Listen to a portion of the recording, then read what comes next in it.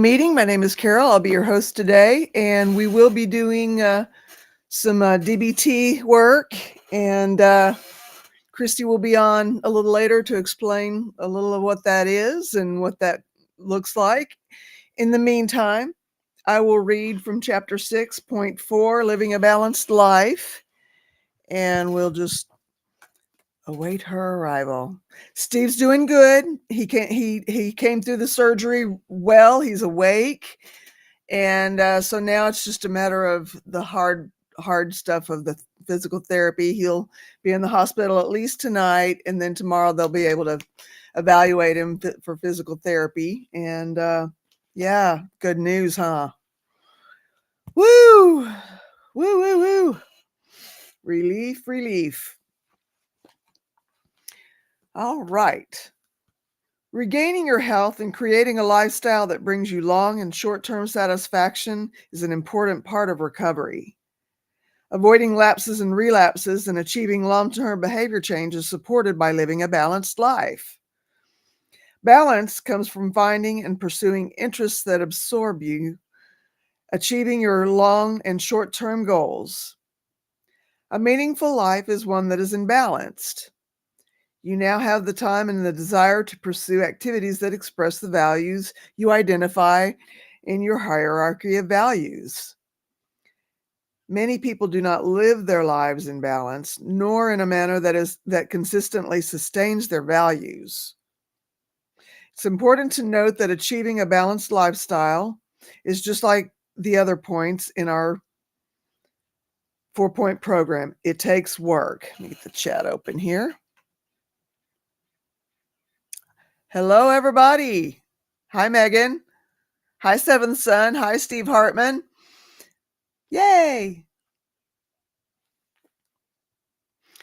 You can use many of the SMART tools in your quest to achieve and live a balanced life. The tools aren't just recovery tools. They are tools for life.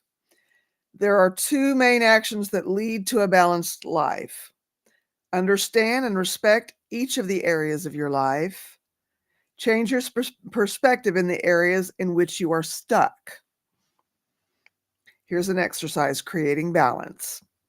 Eating right, getting enough sleep, relaxing, and meditating will help you restore balance to your life. Let's look at the other areas of your life. In this exercise to create balance in your life, you will take an inventory. That sounds familiar. When completing the lifestyle balance pie, that's a figure 6-1 that I don't know if I've seen yet. Nope, I haven't seen it yet. So I don't have it to put up yet. You'll determine and evaluate the areas to focus your time and energy on. Let's see if we can find this old pie. Lifestyle, an example of a lifestyle balance pie. And here's a blank one for you to fill in the blanks of what is important to you. Hi, Zelda. Take an inventory. When completing the lifestyle balance pie in figure 6-1, you'll determine and evaluate the areas to focus your time and energy on. 2, be honest. This exercise will show you the areas of your life that may need more or less of your attention. When you're done filling out the pie, be honest with yourself about your reaction to the picture it shows. What are your thoughts and feelings? Are there areas in which you want to spend more time? Are fears or discomforts keeping you from doing something? How would you start filling out the neglected areas? When would you begin?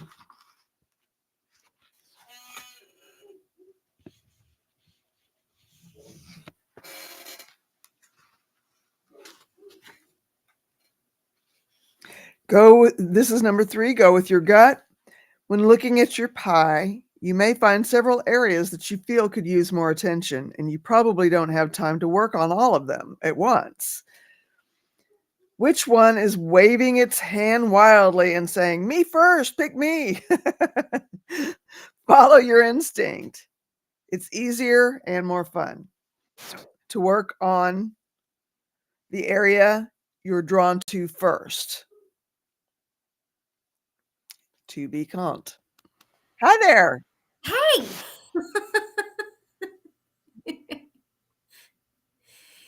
It's whew.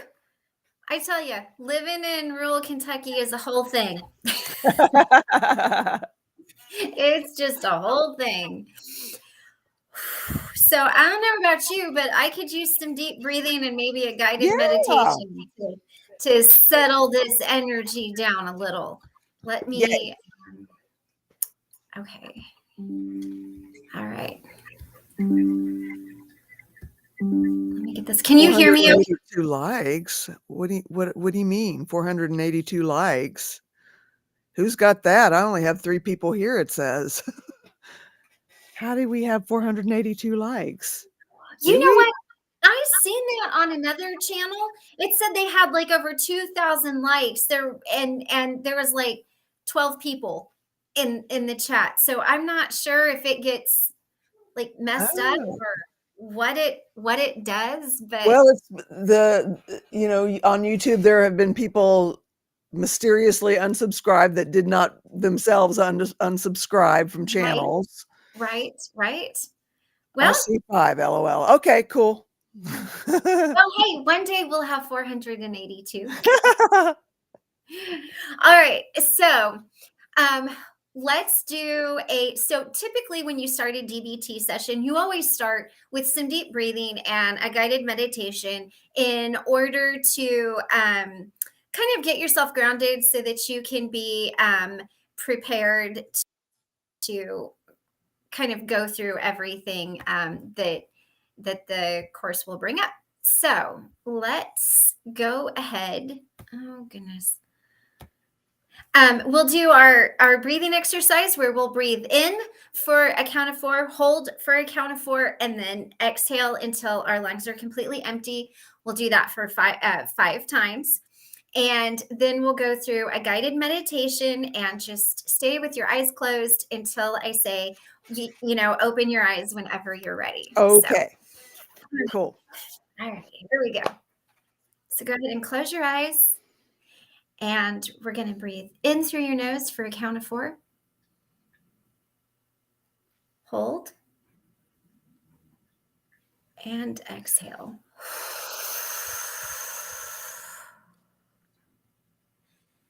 Breathe in. Hold. And exhale.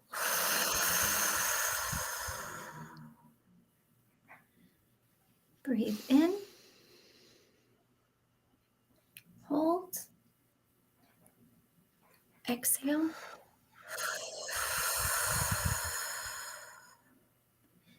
In. Hold. Exhale.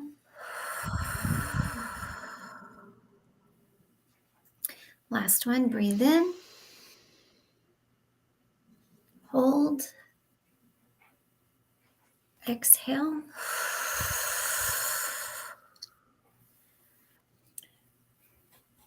Now I want you to imagine yourself in your favorite spot, whether that's a meadow, next to a riverbank, somewhere calm and soothing with no outwardly distractions. Take a moment and sit in your favorite place and just feel the love and happiness that resonates over your body as you sit there. Now I want you to bring your knees up to your chest and plant your feet firmly on the ground. With your feet planted firmly, I want you to imagine roots going deep through the earth, down through the soil, into the center of the earth, to the hot, molten center. And I want you to come back into your body and imagine all of the stress, anxiety, worry, concern, frustration. I want you to start at the top of your head and slowly release that down through the roots in earth to be burned up. Starting from the top of your head, releasing down to your eyes, down to your mouth, down through your throat. Feel the release of all of the stress that goes through. Down to your elbows, to your fingertips, releasing all of that stress and anxiety. Back up to your throat, down through your heart, down to your belly button, outward distractions, feeling the calmness wash over your body, down to your knees, to your ankles, and to the bottoms of your feet, feeling the wave of calm wash over your body. Now imagine all the negativity, stress, and anxiety going down deep into the center of the earth and dropping in to be forever released from your body. And now I want you to take all of the warmth and the beautiful light and happiness from the earth. Imagine it traveling up those roots to the bottom of your feet, to your ankles, up to your knees, up to your belly button, up into your heart, up your fingertips, to your elbows, up to your shoulders, up through your throat, up to your eyes, and up and out the top of your head. Sit for a moment in this calming, relaxing light of calmness and positive energy. And when you are ready and grounded, drop back into your body and open your eyes. Wow. Sorry about my dog. Hello, Steve. I'm so glad you're here. Welcome. Steve, hello. We're so happy that you got through the surgery. Yes. And you're talking and all that good stuff. Yes. Good stuff. Very, very good. So let me pull up. Did you want me to read through one of the worksheets that I have on DBT, or did we want to just did you read a little bit on something before? And Carol told us you're doing well. Okay, good. Can we send? Hi, Christy. Oh, well, I did read a little bit from the SMART handbook. So if we want to start looking at DBT, that'd be good. Okay. Yeah, let's do that. So my book said that it had been delivered. And when I called the post office, it turns out that the guy tagged it as delivered when he put it into his car. But the mailman. So he's still got it out there somewhere to be delivered, but he marked it as delivered when he put it in his car. I'm like, how does that make sense? That's an interesting way to do it. Right. All right. Let's go through. That's what he was talking about. Sending a link. Here it comes. I'm like, huh? Oh, huh. I get it now. Steve wants a link. Steve shall have a link. Hello, Cosmic Steve. Hi. Huh? I always love the talks about DBT. So. Oh yes. Well, I've got a book, and it's a whole book through the whole thing. And I'm involved in addiction and trauma recovery. I help people online. Oh, nice. That's wonderful. That's amazing. Steve's a legend. Hi guys. hey, I'll be so right back. You look Doctor's good. You here. look good. You're talking. You're up. That's amazing. Yeah, doctor's here. I'll be right back. Oh, take your time. See you soon. Huh? He's doing well. He looks really good. Yeah, he does. Yeah. Okay, First so step to the next step. yes, so let's talk about DBT, distress tolerance skills. Distress tolerance skills refers to a type of intervention where people learn to manage distress in a healthy way. These skills are helpful for situations where someone might not be able to control a situation, but they need to manage their own response. This is going to summarize distress tolerance techniques, including radical acceptance, self-soothing with senses, and distraction. We will get into this more when I get the book. This is just a quick overview worksheet, but I think it will have some good stuff for us that we can look at here. All right. Radical acceptance. Sometimes you'll run into a problem that's simply out of your control. It can be easy to think this isn't fair or I shouldn't have this problem, even though those ways of thinking only make the pain worse. Radical acceptance refers to a healthier way of thinking during these situations. Instead of focusing on how you would like something to be different, you will recognize and accept the problem or situation as it is. Remember, accepting is not the same as liking or condoning something. I'm going to read that again. Okay. Accepting is not the same as liking or condoning. Learning to accept the problems that are out of your control will lead to less anxiety, anger, and sadness in dealing with them. Situation. You find out you were not selected for a job where you felt you were the best candidate. Typical thinking. This isn't fair. I did everything right. I was the best one there. They can't do this to me. Radical acceptance. It is frustrating that I did not get the job, but I accept that they felt someone else would be a better fit. So I kind of like that radical acceptance training. It's frustrating, but I accept they thought someone else would be a better fit. Well, see, I have my workbook here, which has distress sorry, I'm dyslexic. I get my words mixed up all the time. But it's saying that it's radical acceptance is just accepting reality. Basically, it's like replace suffering and being stuck with ordinary pain and the possibility of moving forward. It's like, it's radical acceptance. It's like, it's just accepting reality. Right. Yes.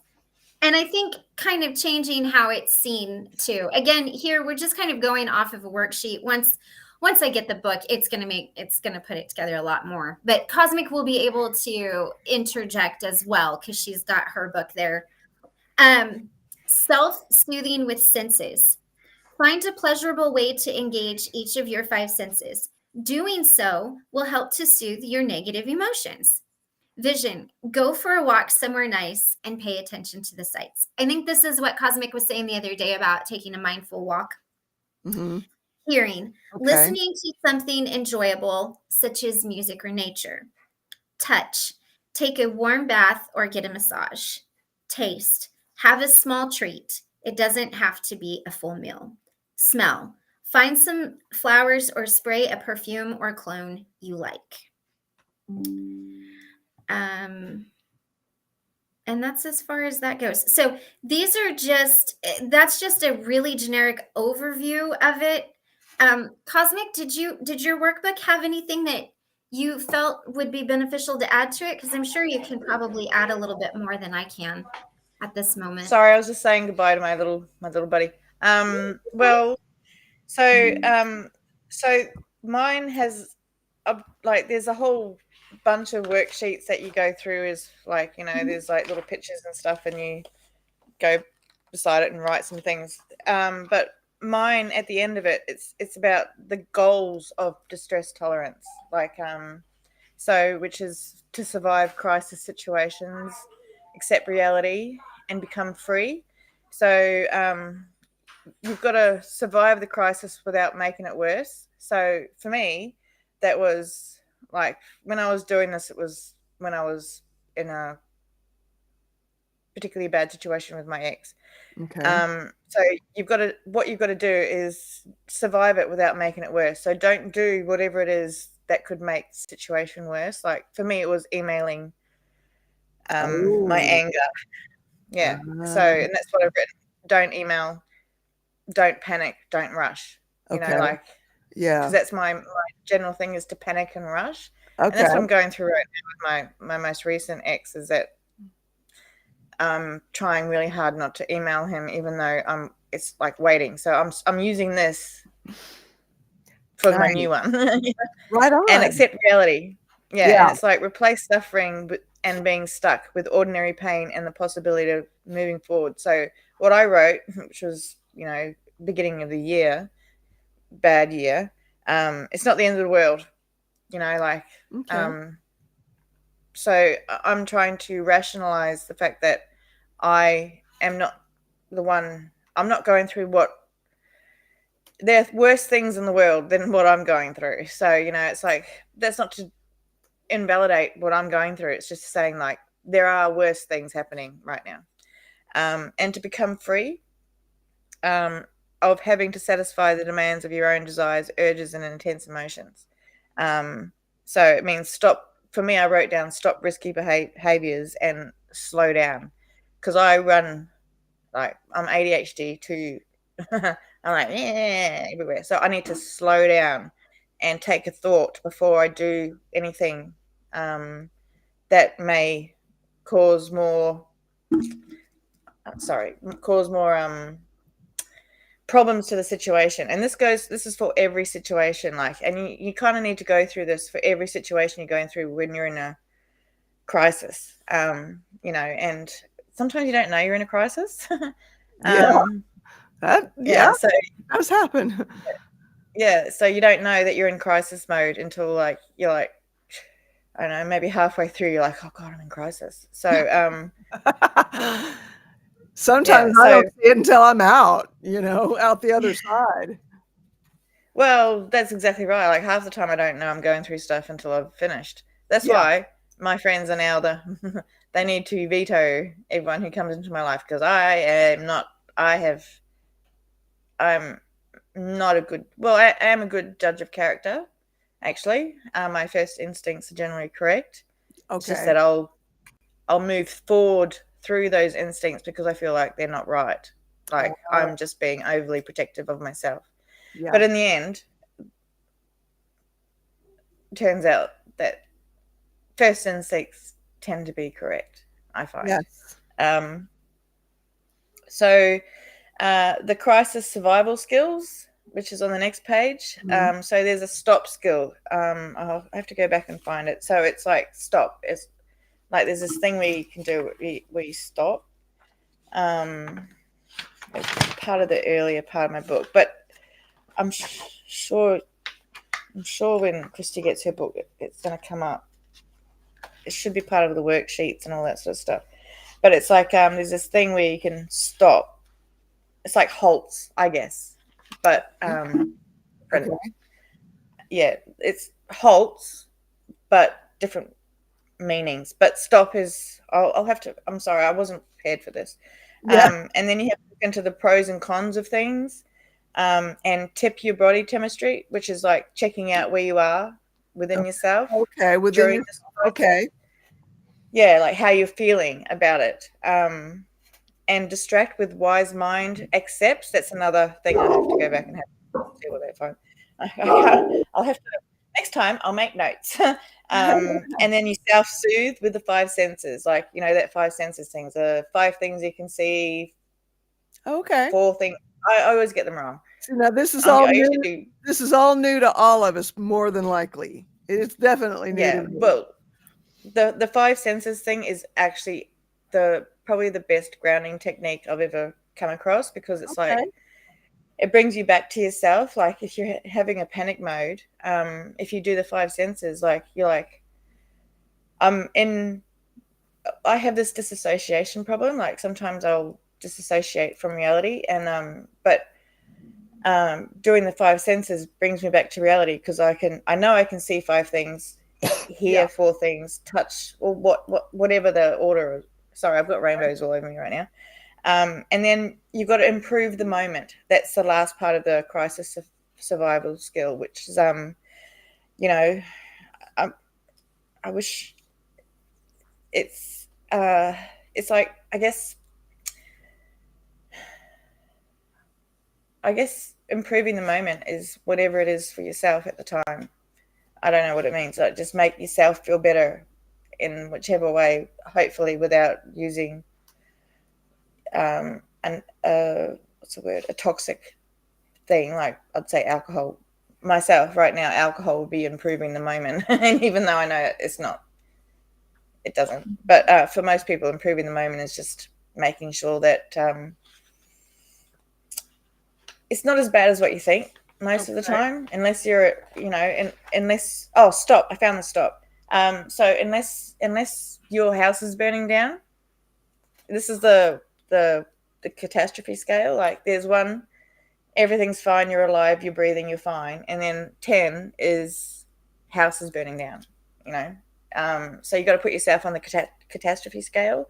It's like so whatever moment you're going through, put it on that scale of, like 1 is I'm fine, I'm just feeling these emotions. 10 is house is burning it down, got to save everybody, and then 5 is like, oh, it's pretty shit, everything, I can't deal with it, but at least it's not a 10.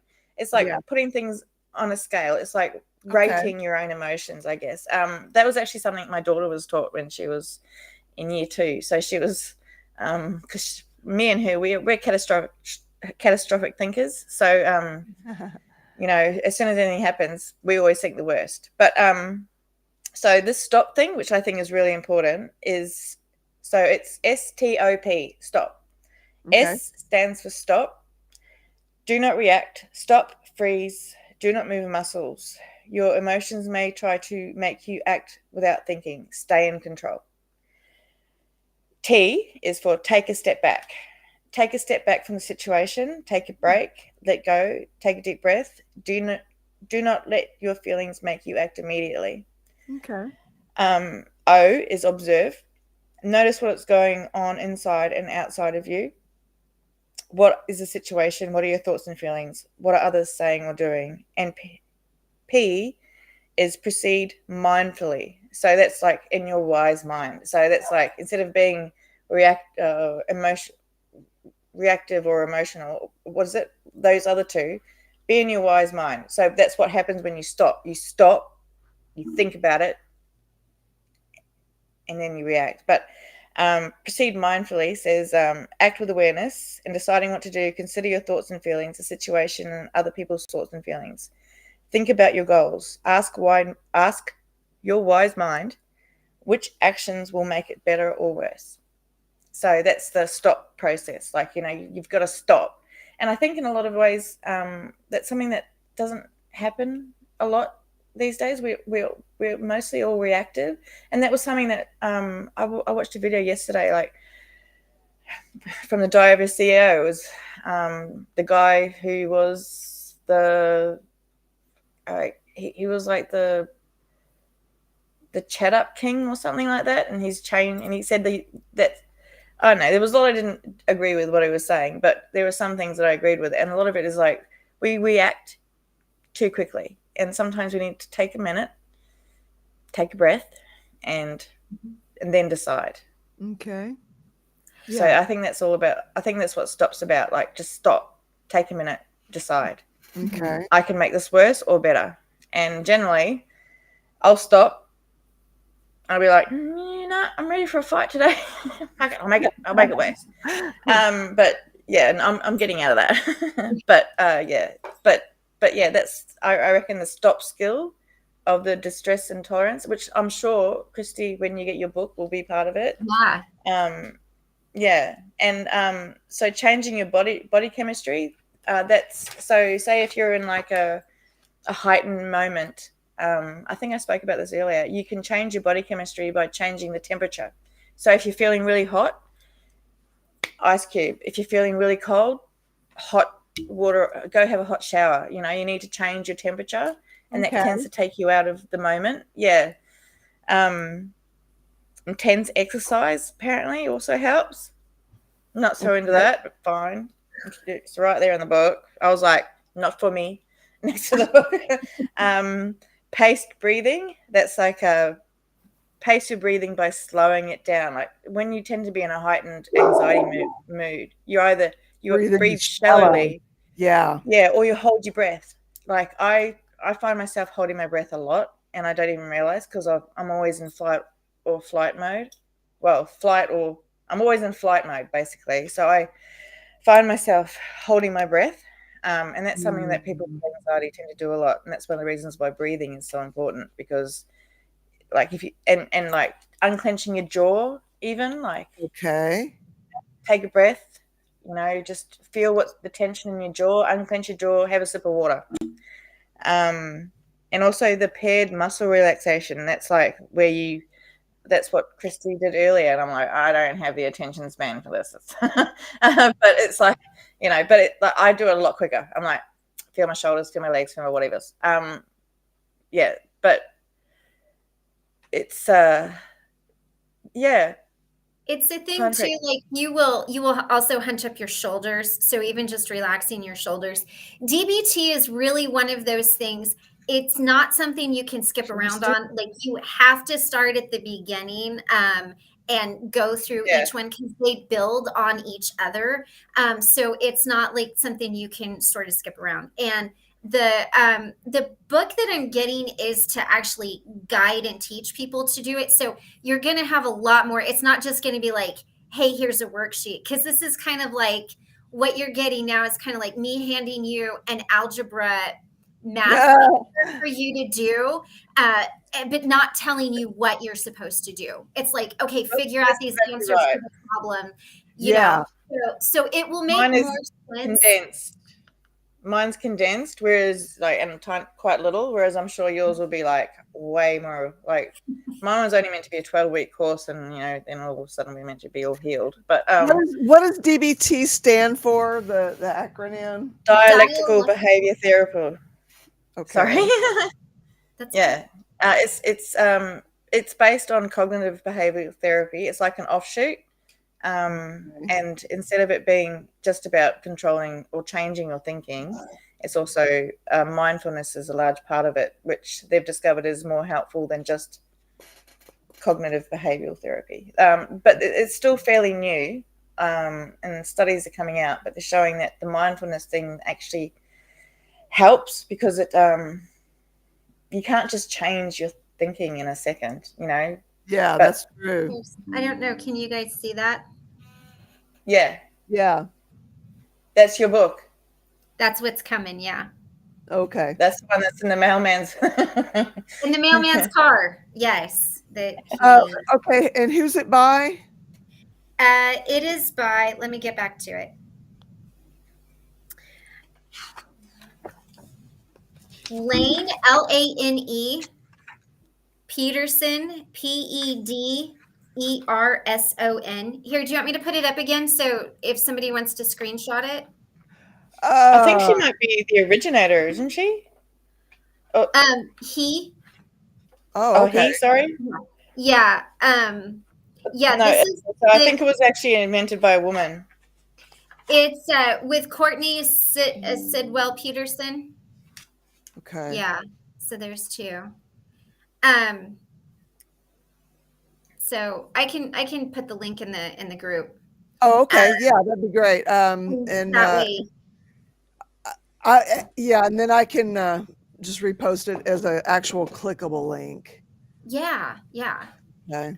But like I said, it's kind of it's kind of like telling you, hey, here, the car engine is out. Take it take it apart, and you don't really know what you're doing. So it will start to make a lot more sense.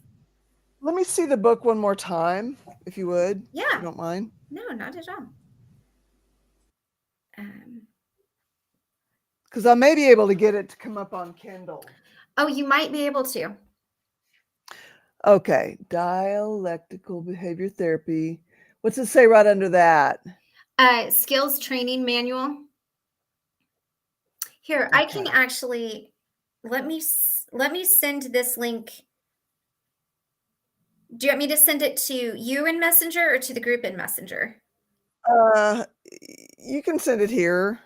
That way, if anybody else wants to get it, they can. And you should get it here in just a moment. And this is the one that was okay. It's now I'm getting another thing saying that it was delivered right now. Oh, you want to? Okay. You want to go check? I can. It'll take me probably about 10 minutes.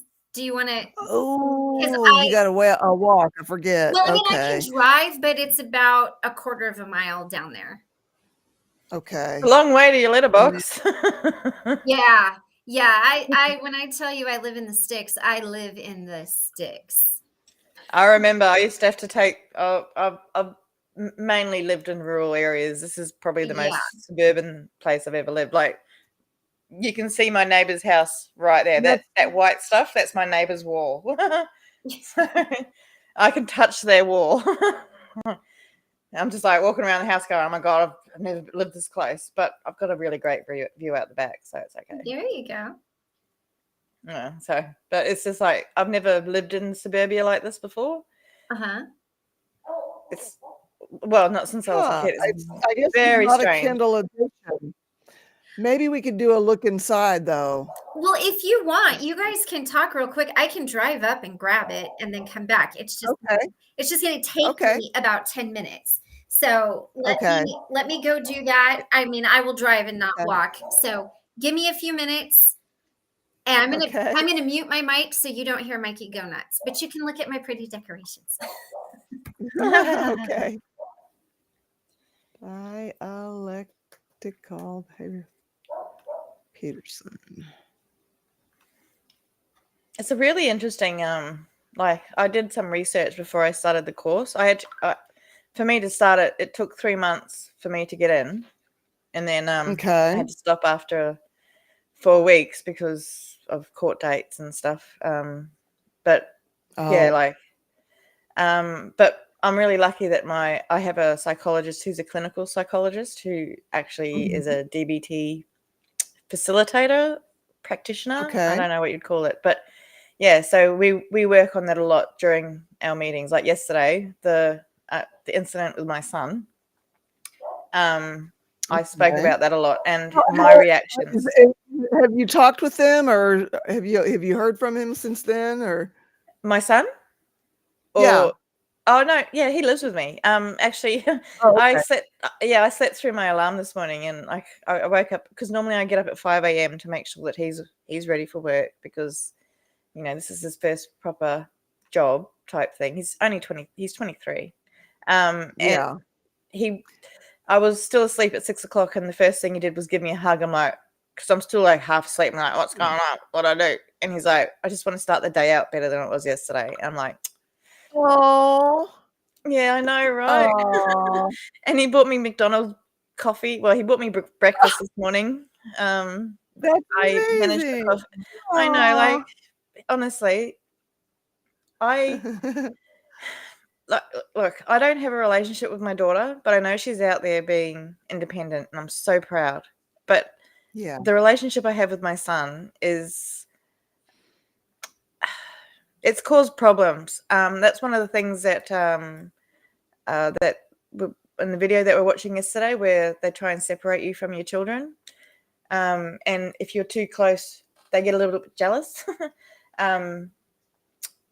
My little family unit, me, my daughter, my son, that was us for like for many years. It was just us three. and then Yeah. they got boyfriends and girlfriends, and they moved in the house, and blah blah blah.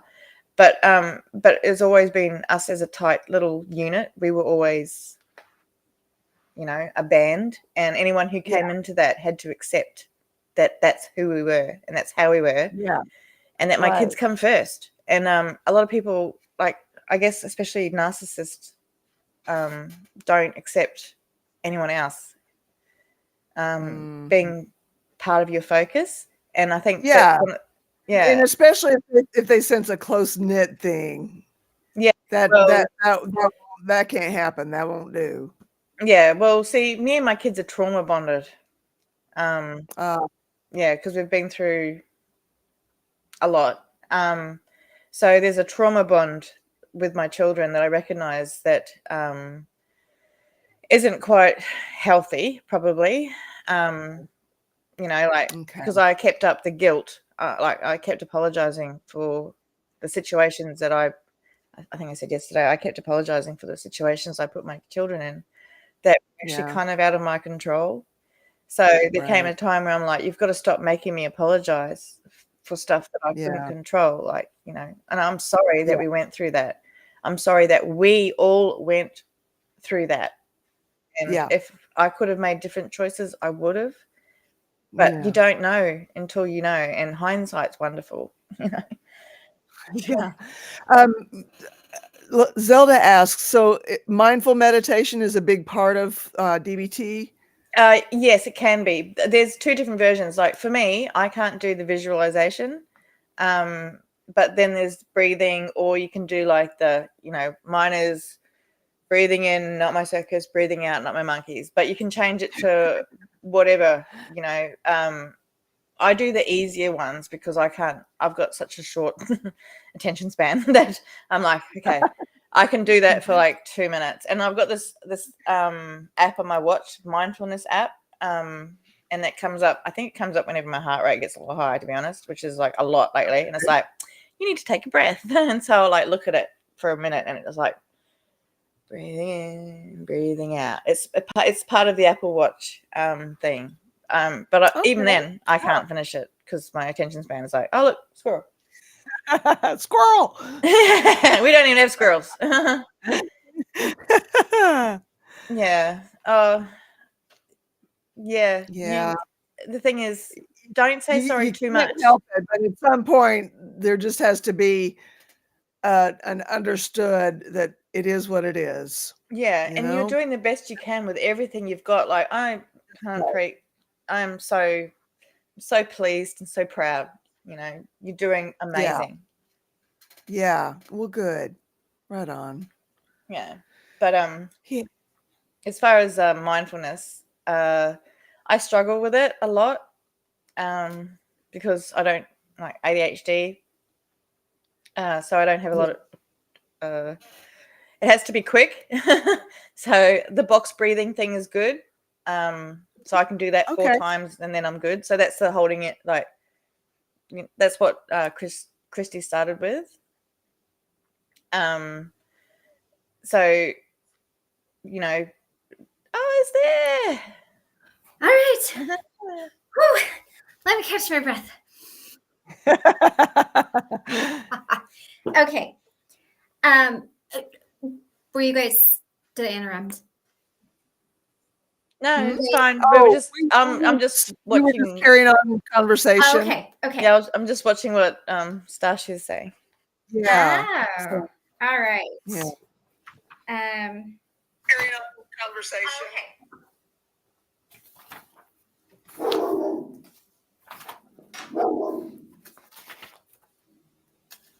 Right on, Zelda. Yoga is meant to be really, really good, but I also find that I come there going like, this is so slow.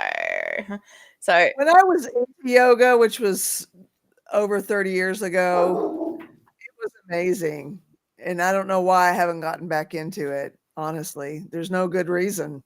Well, I prefer I don't know, like aerobics type classes, like fast-paced stuff. So yoga was like, oh god, it's taking so long. It's like Tai Chi. It's like Tai Chi is just karate slowed down. I'm doing Tai Chi going, I've done this before, but Oh. faster. I love Tai Chi. Okay, so the modules are actually pretty good size, and there's a lot of stuff in here. So let me go ahead, and what I'll do is I will read what it is, and kind of to like get to a good stopping point. And then I will put all of these worksheets. I might just put them all in at once so that you guys can take a look at them, print them off, whatever, because it's a big book of. Yeah, it's thicker than mine. Mine's DBT light. So, okay. So let's start with, we don't need to know what's new in this edition. And then I'll also do my research. That way I'm prepared, like tomorrow, if we get into it, that I've studied it and, kind of can be more helpful about what's going on. All right. Learning the foundations of DBT skills, training, and programs. DBT programs and therapist, a brief introduction. DBT stands for Dialectical Behavior Therapy. It was developed at the University of Washington, Seattle, to treat people who have chronic suicidal thinking and behaviors, as well as other behaviors that disrupt their lives. The first population studied with DBT was women with borderline personality disorder. Today, we know that DBT can be used across clinical settings for a variety of problems, and that the skills and approach can be proactively good in growth models too. DBT is an approach in both highly innovative and highly dialectical speaking. Okay, that was for therapists. Let's start here. Sorry. DBT skills and orientation for clients. DBT skills are life skills. Many people have said they wish these skills had been taught to them in school. A lot of people never had the opportunity to learn skills and perhaps did not have parents or anyone else to model a skillful approach to life. Wow. If we do not see examples of skills being used, it is more difficult to learn them. As you study these skills, be on the lookout for instances in which you might see skill use by others around you. Actively learn through seeking connections and through practice. Practice makes you prepared to use skills successfully in life. That's one thing. As you get to know DBT, you will see a lot of people use it in different ways, and you will notice a lot of what I say comes from here. Right on. Learning DBT skills is like learning a new language. Try to encourage yourself to minimize frustration. Skills you might not have learned yet will be referenced as you study other skills. This cross-referencing is deliberate. So over time, you can see the connections between skills and how they work together.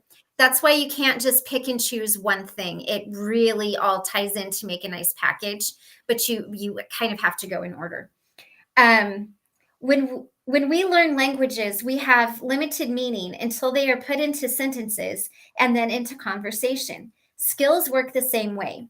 Keeping connecting skills to other skills until they form chains of new behaviors, creating a more satisfying life. We learn a language through speaking it, and we need to practice skill use every day until it is fluent. Many of the skill names are referred to by their abbreviations. Wise Mind is abbreviated as WM, so it will appear as WM in the heading of the section or on a worksheet. All of the teachings and applications have a core concept identified. This idea orients you to a primary function or purpose of the skill. As you study and practice each skill, try to see how the core concept might relate to your priorities, goals, and values. If you can make a connection, it will help motivate you to continue refining that skill until it is a part of your life. Again, remembering learning skills requires daily review and practice. Before jumping in, it helps to outline your life vision, which you can do using the information in the following section. Your life vision will help guide you through the skills and keep your journey on track. Okay. Core concept, life vision. Knowing why you want to change motivates you to change.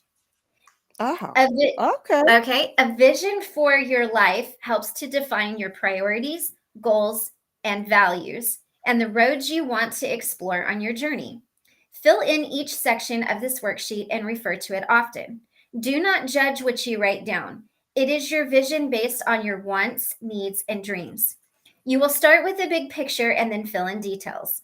Imagine you are painting a picture of a life you can work toward. Look to revise the picture every few months as you grow and improve. We are all works in progress, so changes will happen. Use the information from this exercise for treatment planning with your therapist. It is difficult for some people to imagine a satisfying life, especially when they feel hopeless and out of options. If this is your situation, fill in what you can today and do not judge yourself for struggling with this exercise. As you learn skills over time, your life vision will come into focus. And Cool. this is the life vision worksheet. And you'll Okay. notice all of these worksheets are pretty detailed. Okay. So basically, describe your priorities, goals, and values in life. What is important to you? What is your motivation to improve? And how would you like life to be different?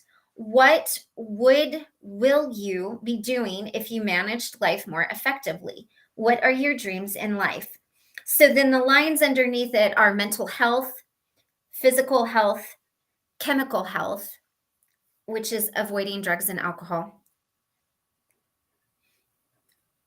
education, and that can be school or self-education, productivity, and that's work or projects, volunteering or contributions, and finances. And then there's a backside: home environment, leisure, family, friends, spirituality. And then it says choose 1 to 3 goals in these areas to get started on and refer to them often. Describe your strengths and other resources that will help motivate you towards your goals. Describe how your life will be different when you accomplish your goals. So it really, from the start, you get to a point where you're like, okay, this is where I'm at right now. And then it allows you to continue on. Right on. I think I'm going to read these next couple pages and then we'll probably stop. Okay. Because I think that these are beneficial things, like positive. DBT beliefs about skills training. Core concept. How we think about ourselves and skills training influences our success and our efforts. The following beliefs provide a foundation for DBT and skills training. Consider these beliefs and use them to guide your approach to learning and practicing skills. You are doing your best. Everyone, yourself included, is doing their best at any given moment.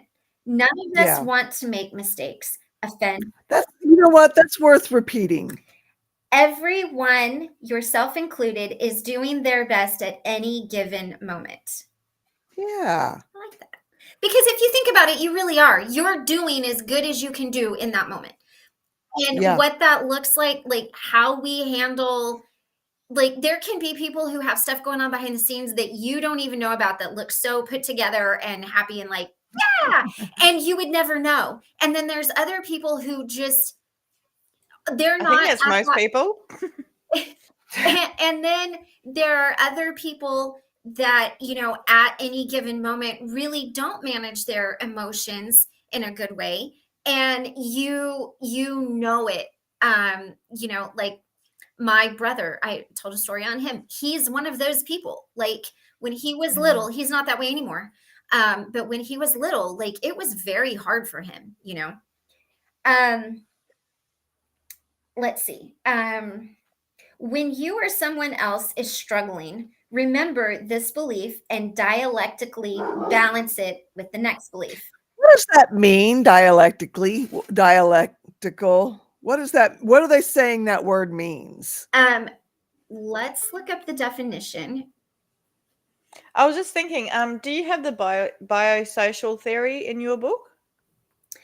I have not gotten a chance to look that up. We're all experiencing this at the same time. Okay, because I'm starting from the beginning of my book because you are. But there's this biosocial theory which says that emotional vulnerability is biological. It's simply how some people are born. They're more sensitive to emotional stimuli. They can detect subtle emotional information in the environment that others don't even notice. And they experience emotions much more than others. Their emotions seem to hit for no reason, from out of the blue. They have more intense emotions. So, what someone else might feel is like heightened. Their emotions hit like a ton of bricks, and their emotions are long lasting. So that's the biosocial theory of dialectical Okay. behavior. Do they have research to back that up, or? Well, I don't have the links in here, but if you Google it, there is so much stuff, which I did in the beginning because I'm like, I don't believe them. But it says that impulsivity also has a biological basis. So a lot of things, like, honestly, I need to send the link to the boy who was raised as a dog. It sounds terrible, but it's a thing where things that happen in childhood can change your whole body chemistry, your brain, your everything in your body, and it lasts throughout adulthood. It's actually a pretty hard listen because there's some people in there. I can't. I can't do that. It is so Yeah, hard. it's a hard listen. So I've only been able to do it in short bursts, but it's made me understand that there's a lot of things that happen because of childhood trauma. Like I think I said yesterday, there was a baby who didn't get touched for 2 years, and he ended up a murderer. And they say that They did a really cruel experiment on orphans. I want to say either the end of the 19th century, beginning of the 20th century. And of course, it's illegal to do it now because they did actually purposefully did not touch babies that were I orphans. couldn't imagine. And I mean, it's just horrific, the things that they went through. They also used to split up twins to see if they'd put a twin in a rich family,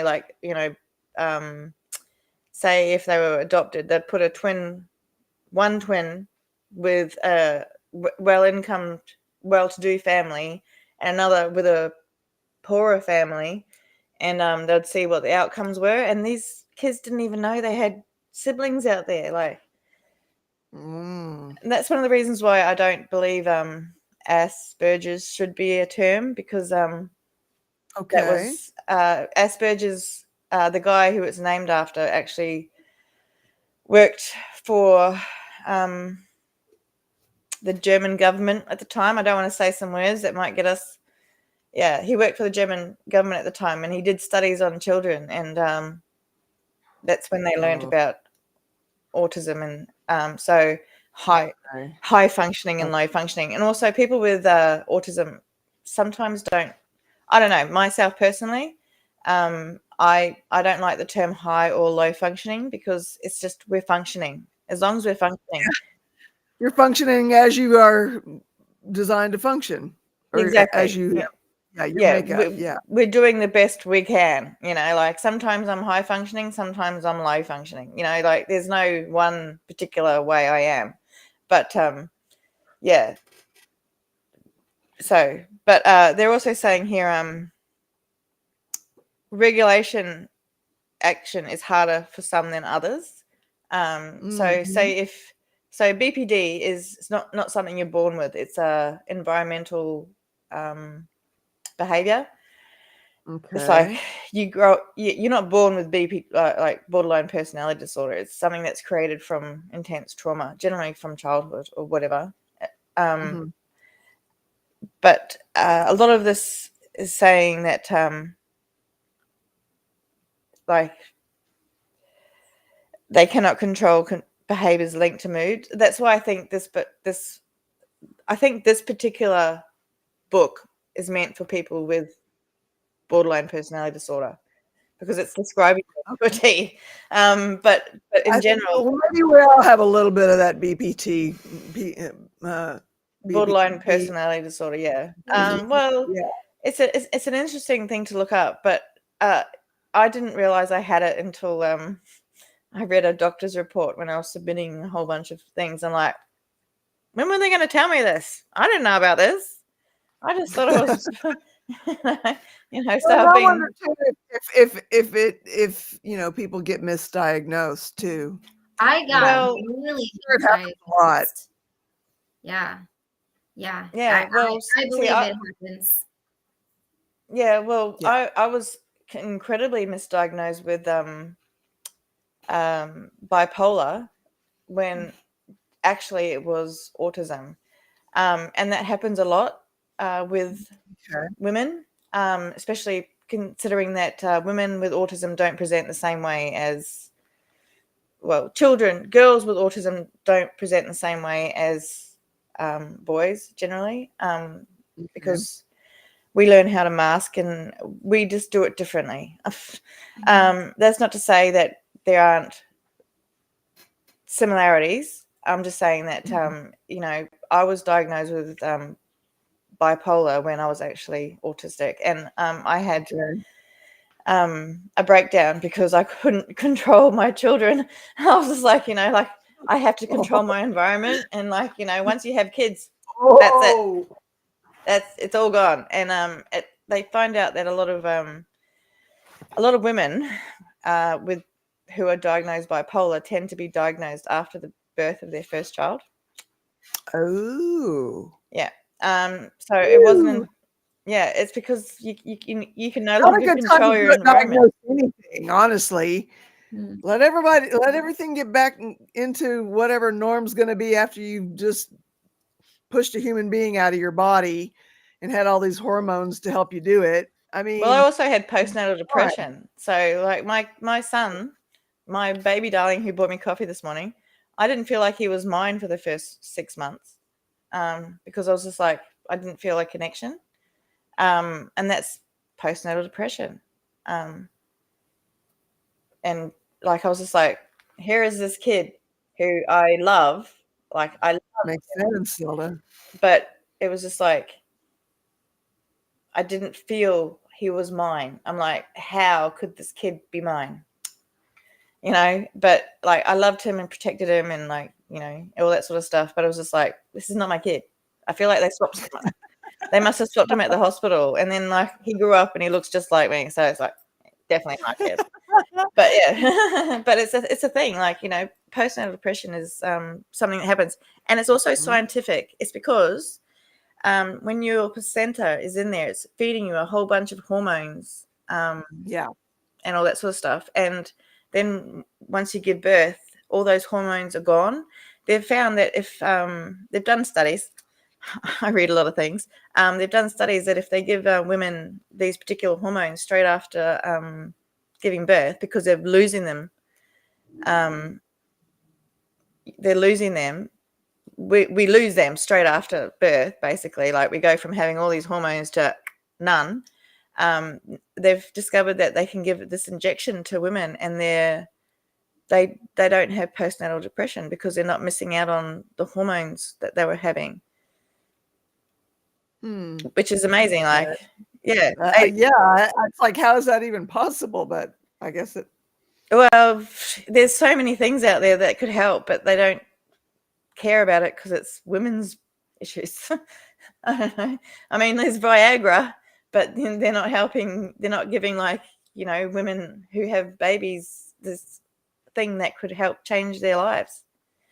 Yeah, and help us rear better human beings. Exactly. I mean, like that's not a thing to consider of importance, which apparently in Western society, as a rule, and maybe others too, not so much.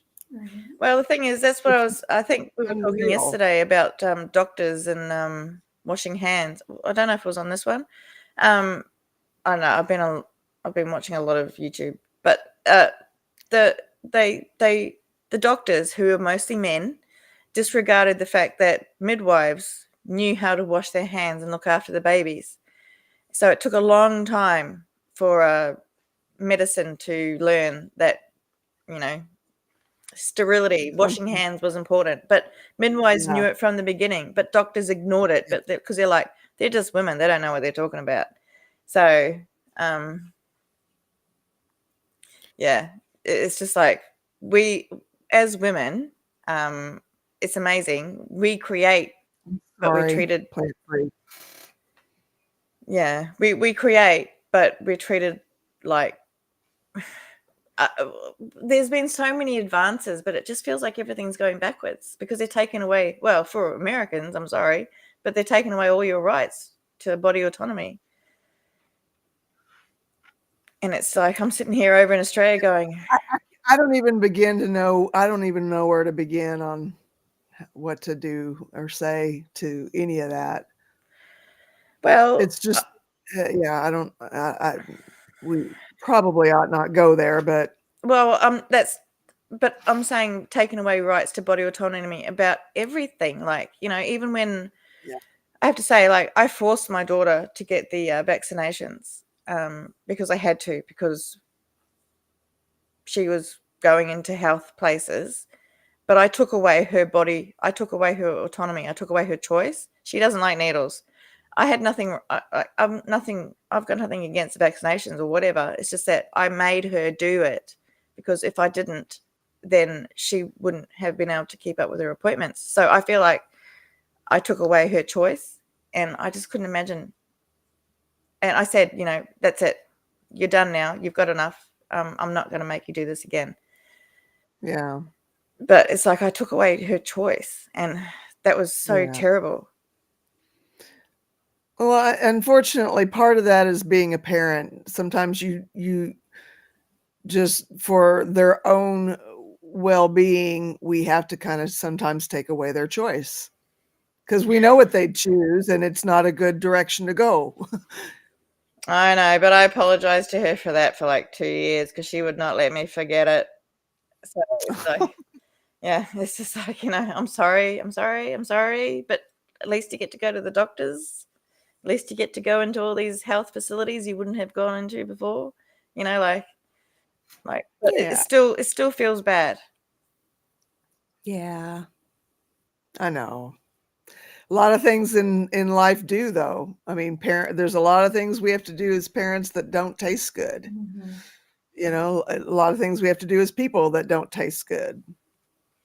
Yeah, just, that's kind of what I said to my son yesterday. I said, like after our meeting and, I was driving him home, I was like, how would you have got to work if you were driving your own car? Paid petrol. So,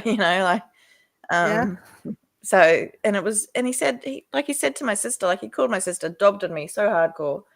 And, dobbing means telling on someone in Australia. And it's just like,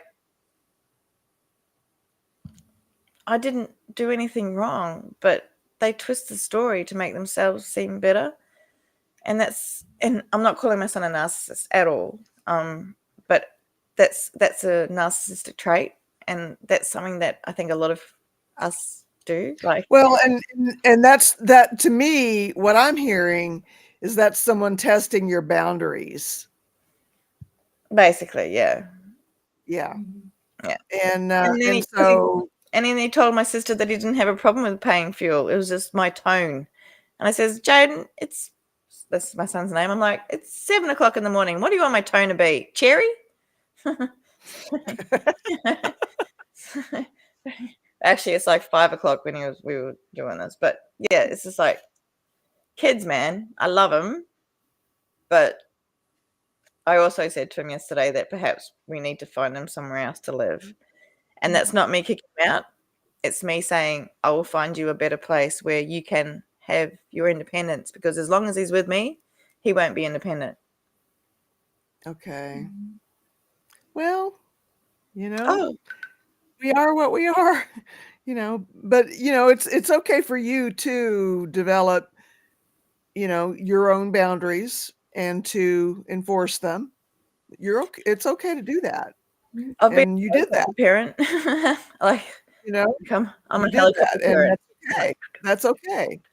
Yeah, but it's just I can't stop. Like, he's here. How can I not Yeah. look after my baby? He's 23. He's not even a baby, so you know. But he's always going to be my baby, which is really annoying because my mother calls me baby all the time. I'm like, I'm not your baby. I'm like 13, and now she's like, told you, you'd do it too. Did we get as far as we were going to get with the tea thing? I still had some more to read, but we can stop and I can, No. continue on tomorrow. Whatever you guys want to do. Well, I mean, we needed a meeting, obviously. Yeah.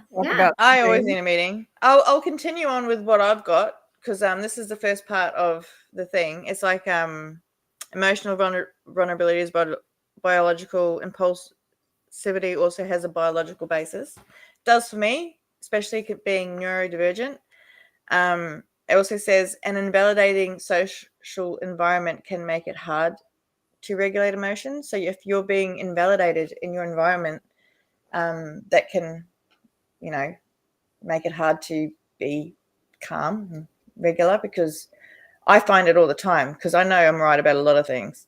And then when someone tells me I'm wrong, I can't stop until they know that I'm actually right. Like, I'll be like, but these are look at this. It's all Google. I will boot it down into them until they know that I'm right, because I am so sick of being told that I'm wrong when I'm right. If I'm wrong, I will accept it and I'll take it and I will make amends. But most of the time, if I'm saying something, it's because I know. Yeah. I don't say things without like going down like the rabbit hole and researching and all that sort of stuff first. So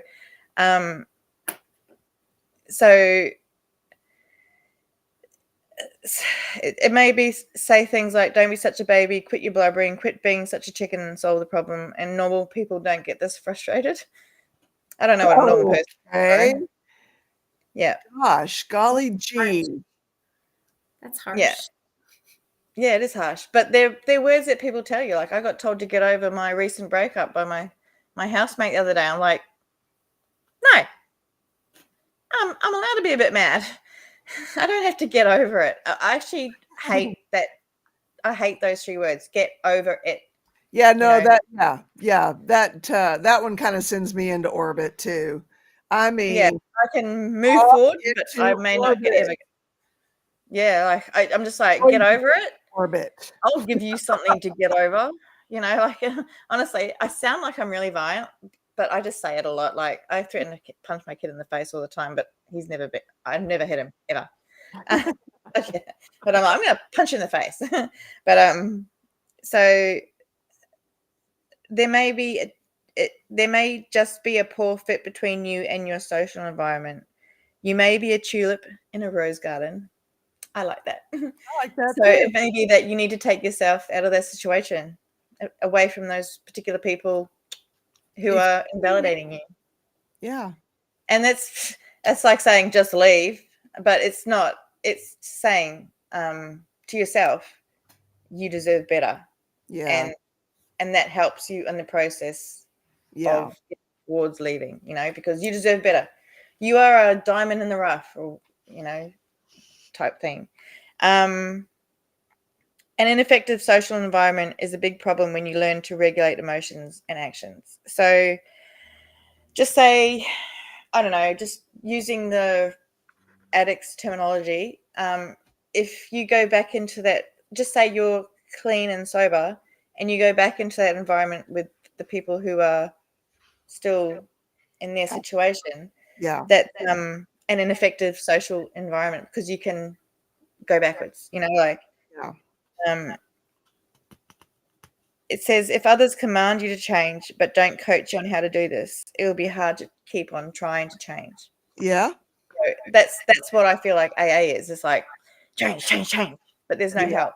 They really, that's what I found, is that no one's telling me how to do this.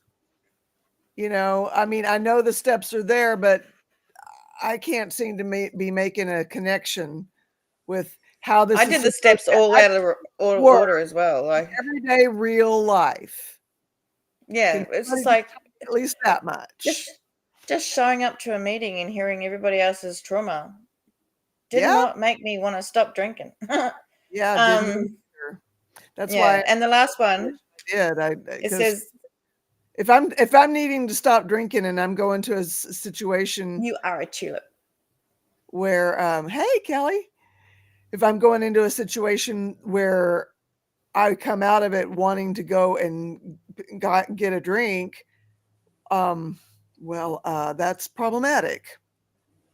It is, it's supposed to be AA. But the last one, to do with biology, it says that it's the transactions that count between the person and the social environment.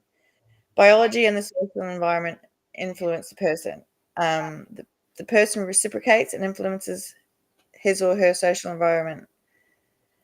The social environment reciprocates and influences the person, and so on and so on. But that's like that's kind of like it's like I don't know. I call it with my carer. She's my carer, but she's also my best friend.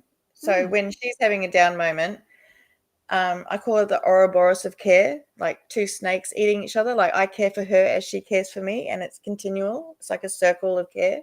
The Ouroboros of care, I call it. Like just as much as she cares for me, I care for her. Like I'm a support animal, actually. I go to her doctor's appointment. I'm like, I'm a support animal. I'm here because I'm like at her doctor's.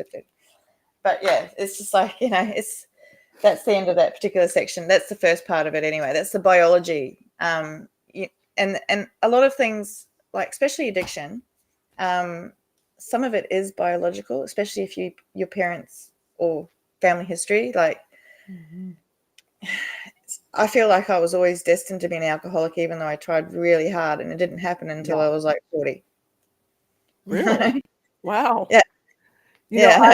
I when my son was getting to be 13, the parents used to write to me, and I could send communication through their attorney. So I would have to send it to the attorney, and he would have to give the communication to them. And I asked them, as he's approaching age 13, to have a talk with him, that he comes from a genetic background where all four sides of his immediate family branch have alcoholism, and he needs to know the risks involved if he decides to take that first drink, and that it could be that first drink and it's off to the races, or it could be the 501st drink and it's off to the races with addiction. But there's just no way of knowing, unfortunately, unless it's tested. And why put yourself in the position of becoming addicted if you can avoid it? Exactly. And I've done the same with my children. My daughter, she doesn't drink. She will drink like one of those milky alcohol thingies, like once. But because she grew up with my mother, being an alcoholic, she saw what my mother did, and my mother attacked my children when she was drunk one time. So my children both won't talk to their grandmother now, because of alcohol, and my daughter won't have a relationship with me because of alcohol. Even though, well, she says it's because of alcohol. Basically, it's because I bought a computer and it was meant to be for both of us, and then it's a whole thing. But yeah, it's just like, but alcohol has caused massive problems in my life. And I've told my son, like I said, because he was drinking like daily, like he'd buy a box of beer. I think it's like 26 cans or something. And I'm like, son, you're at risk. If you keep doing this every day, it's going to be a problem. Yeah. So even like I'm trying to keep like he's 23. He makes his own choices. So he can do whatever he wants. He makes his own money now. Yeah. Whatever. But I also said to him, there is a risk of Mhm. you becoming a serious alcoholic because, hi, how you going? And Yeah. also, did you not remember your nana? And then, yeah, it's just, I've just tried to keep him because he wants to join the army. So I've kept him off drugs, kept him off everything. But it's just like alcohol is the one thing it's like I can't tell him no because I'd be a hypocrite. But I'm also like, please, just slow.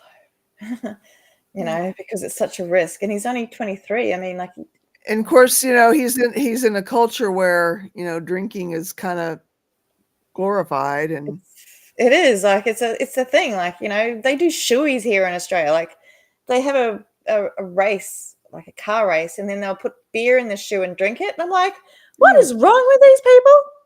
yeah. I mean, they can put in there, but apparently it's like a huge big thing. And I'm like, if you ever do a shoey, I'm disowning you. Not true. But I'm just like, oh my God, like, ugh. But that's a thing here in Australia. Like, shoeies. Like, who does that? Well, apparently Australians. Anyway, I just wanted to show you there's a couple of books. I'm not sure. And there's a podcast by this guy.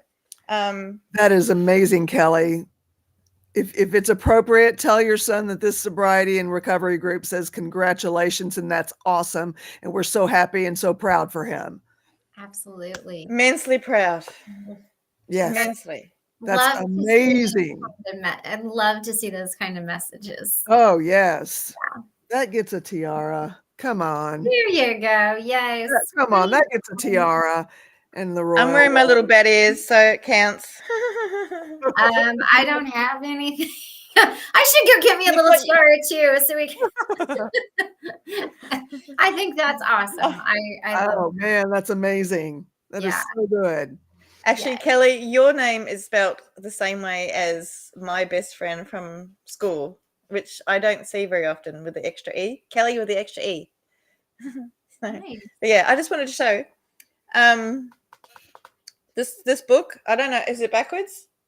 The subtle art of not giving a Yeah, blank. giving the F asterisk. Yeah. Asterisk. Yep, this one is great. He's also got podcast. I actually watched. Actually, it was his podcast I watched yesterday. It's about learning how to. It's about letting go, I guess. And then the other one, his next book is. Yeah, but his name is Mark Manson, and I follow him on YouTube, and he does some amazing. This book was actually written because he got so famous from this book that he learned that being famous and being rich isn't so great, so he wrote this one. But yeah, they're actually hilarious, and he's hilarious. Mark Manson. He's on YouTube. He does some really good videos. Yeah. Is it MARK or MARC? So it's MARK Manson, like Charles, I guess. MANSON.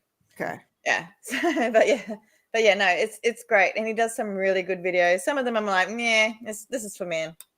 But other ones I'm like, this is really, really good, and it's about. There's some things in here that are also feel like dialectic, kind of related to DBT about like letting go, about not letting things, not holding on to things, because when we hold on to things, especially anger, it only hurts ourselves. Do you know what the name of this Mark Manson's channel is? Does it have an F and an asterisk in it by chance? I don't think so. I'll just look it up now. It might. I don't know. I'll just have a look. Mark Manson. No, it's just I am Mark Manson. Okay. Yeah. Okay, cool. I am and Mark Manson with a tick. It's got to have the tick, otherwise you're going to get someone else. But see, he's got so many things that are really good. Like, yeah, he's done some really good stuff, like also retraining your deserves a brain and all that sort of stuff. Yeah, it's very it's very The royal wave. oh wow. 12 years. That's so good. I That can't is wait so to get good. to a month. I'll just That's like that's once I grounded. That's grounded. Got some roots and some recovery there. I love it. Yeah. yeah. Yeah. I Yes, can't it seem to is. get to a month. I get to day 29 and I can't seem to go past day 30. You'll get there. Yeah, You're gonna get it's there. mainly You are here every single day, yeah. and you'll get there. Yeah. I mean, that's remarkable. You're here and you're working this thing. You're not just here like a lump on a log. You're working. You're doing the work. Well, And it's going to pay off. It's going to pay off, Christy. Well, I hope so, because all I feel is like I just feel like this has aged me like something chronic. Just this year, I feel I've got my first few I've actually got grey hair now. I bet you a lot of what you feel like is aging. I bet you that'll reverse. Yeah, it's just I hope The body's so. remarkable in its ability to recover. It really is. Well, my liver is like I've never drunk, so because your liver regenerates constantly. So, but it's Right. like, basically, I should have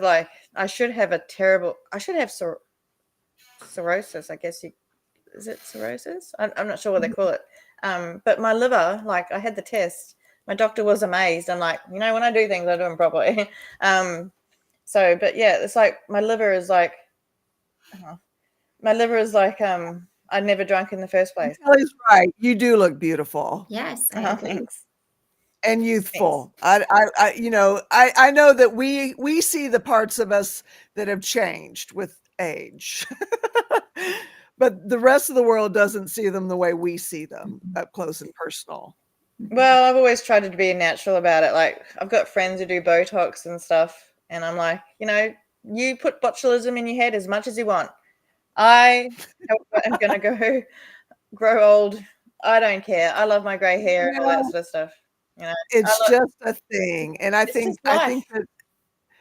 that people can age just beautifully or ugly depending on how they have chosen to be on as a person. Well, some of the most attractive people I've ever met are some of the most awful. And eventually they're going to age, and they're either going to look like plastic surgery addict freaks, or they're going to look like scowling old people. Well, I always say that personality counts to me more than looks. If you're nice, and your personality does come through, wrinkles and all. Yeah. Now, I used to do this thing when I like all through my 20s and stuff where I wouldn't frown. Like at my kids, I wouldn't frown. I wouldn't be like this at them because I didn't want these. I'd just be like, squint my eyes, and they knew they were in trouble. But I'm like, you know what? Whatever, I don't care. These are my my life marks. Like this is because I laugh a lot, Yeah. So. Kelly says, and the gray hair, I don't have to look at them, so they don't bother me. If it bothers others, don't look at me. Exactly. The thing is, the first time I had a gray hair, I was so excited. I was going around showing everyone I got a gray hair because I feel like, like I was in my 30s. I'm like, I've got a gray hair, and I accidentally pulled it out. I'm like, oh no. So I stuck it on the fridge. I'm like, first gray hair. I am so weird, honestly. I want to be like Cruella de Vil with like the black hair and the. Oh, guys, I got chickens out there. Let me go grab my chickens. That's right, chickie babes. The chickens will come join us on the meeting. I'll be right back. There you go. Okay. See, I am not that type of person. I dye my hair. If I didn't dye my hair, it would be salt and pepper gray. So I dye my hair. I can't personally get there yet. I don't do Botox or anything, but if you've seen my skincare routine, it's like 15 steps. I've got, all of the stuff, and I put it all the way down so like my neck doesn't get all, I have this. There's this stuff, and I've got it here somewhere. I don't know. My ex got it for me because he was always trying to make me look younger because he was weird, and he was 20 years older than me. But it's called Retrieve,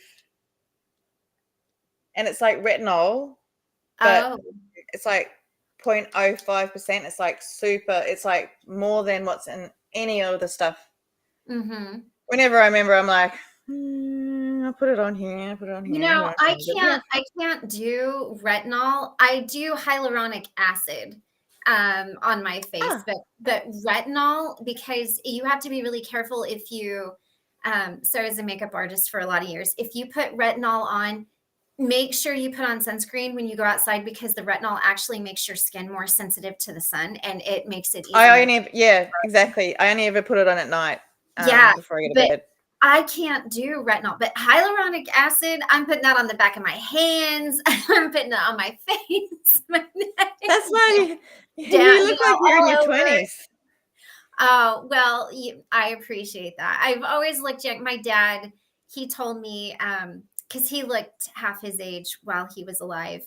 And he said, one day you're going to age, you're going to look in the mirror, and it's going to be a shock to you. So just enjoy it while you can. Yeah. Well, I actually don't like actually seeing myself on camera right now is weird, because I don't really look in the mirror very much. I do it to put my makeup on and all that sort of stuff. But otherwise, I do my best not to look at myself. And I think a lot of that's got to do with the fact that I actually don't. I don't know if I like how I look. Like, I know I'm not terrible, but I feel like, I could do better. I think I should start putting like some moisturizer on or something like that. It's fine, Kelly. I know it's hard to distinguish for some Americans if you're English or Australian or Kiwi or South African. We all sound the same, slightly different. I need to start some sort of face care routine or something like that, because it's like, one, it's good to have routine, and two, I kind of want to keep it, I'm missing one of my cheeky guys. My little chickies. Past your waist. Well done. Wow. And so I may have to go out. So the only thing I knew to do was bring the rest of them in and see if that other little guy starts cheeping in a few minutes. Otherwise, I don't know what happened to him. Well, do we need to just end the meeting at this point? We can end the meeting. So, yeah, because I really need to find him if he's findable. Okay. Well, and I'll do some more. I'll study up on this, and then tomorrow, I can be really prepared. Sounds great. Because it is something that you kind of need to be prepared for. Yeah, and you kind of have to start it off from the beginning. You can't start in the middle. So if you tell me like what part you're up to, I can have a look at my book and we might collaborate. But yeah, go find the chicken. Yeah, this is all. Yeah, I'll send you a thing, because there's a lot of worksheets in between here, and the modules are kind of big. So and there is module 1 is an introduction to dialectics. So you will get the answer to your question soon. So yeah, there you go. All right, chicken time. So do you guys want to do deep breathing, or do you want to do we'll just do the quick thing so that you can go find your little chicken. Okay. All right.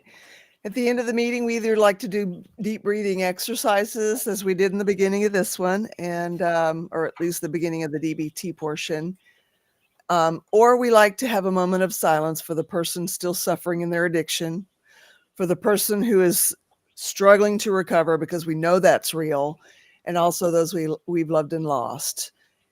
And we follow that with the serenity prayer, serenity meditation, mantra, whatever you want to call it.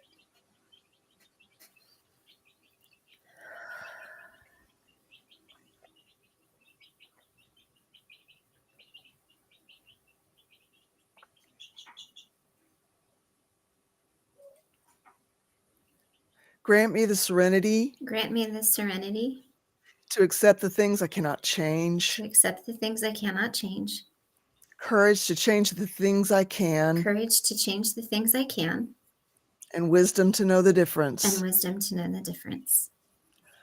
Huzzah, Amen. That's how we should end it from now until forever. It covers everything. And you got to know, can you let us know in the group if you find your little chicken, please? Yes, I will. Yes, I will. All right. Well, good luck. I will see you all tomorrow, a little more prepared and a little less all over the place. No worries. I'll still be all over the place, but I'll be. Love yous. Love you guys. Love you. Bye. Bye. And peace, y'all. Thank you for being here. You guys are awesome.